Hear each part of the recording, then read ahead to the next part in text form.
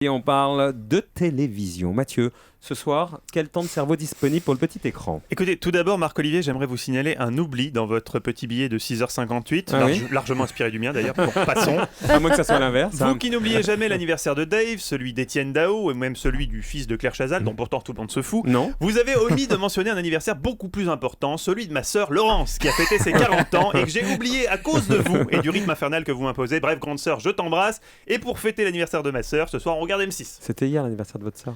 Non, c'était le 20. Ah oui, il y a gros retard là. Il avait besoin d'une accroche pour son papier.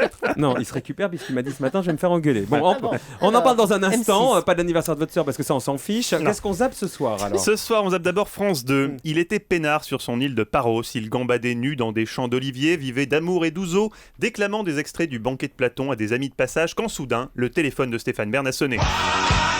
Oui, c'est la sonnerie de Stéphane, il est très disco.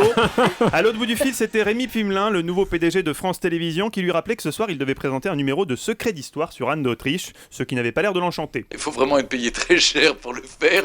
Ah d'accord. Et au fait, Stéphane, quel est ton objectif professionnel cette année? C'est aller picoler et sortir dans les fêtes. Eh ben, il est beau le service public, Marc-Olivier. Très bien. Sur France 5, à 21h20, les amateurs de pelouse bien taillée se réjouiront du retour du magazine qui a la main verte. Silence, ça pousse. Je vous lis le pitch de ce soir, alors donc ça c'est vrai. Dans sa maison de campagne, Renato veut aménager l'entrée de son potager en un endroit confortable et convivial où il pourrait ranger ses outils de jardin. Ça devrait être possible, Renato. Il suffit de savoir à qui s'adresser. Au 08 36 68 74, le numéro spécial des apprentis jardiniers qui veulent planter leurs graines en toute sécurité. Oui, Renato, c'est important la sécurité, surtout par les temps qui courent.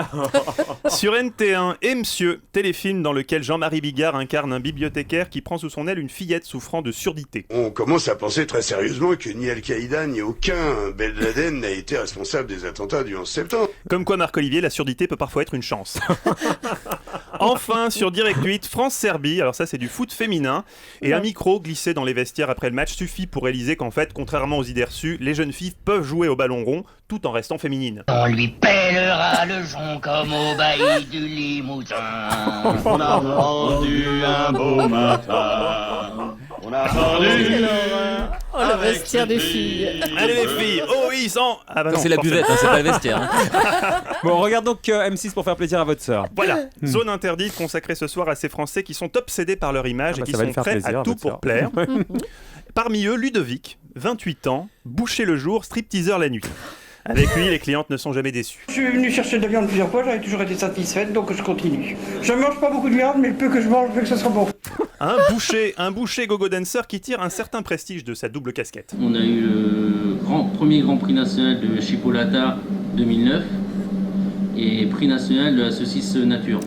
Le Grand Prix de la Chipolata, le prix spécial de la plus belle saucisse nature 2010, avec un tel palmarès, nul doute que nous avons affaire là à un très bon gogo dancer, Marc-Olivier. On verra Et ça. un bon parti pour votre sœur. Je n'avais pas pensé à ça, mais c'est vrai. Merci Mathieu. Allez, on va débriefer cette matinale.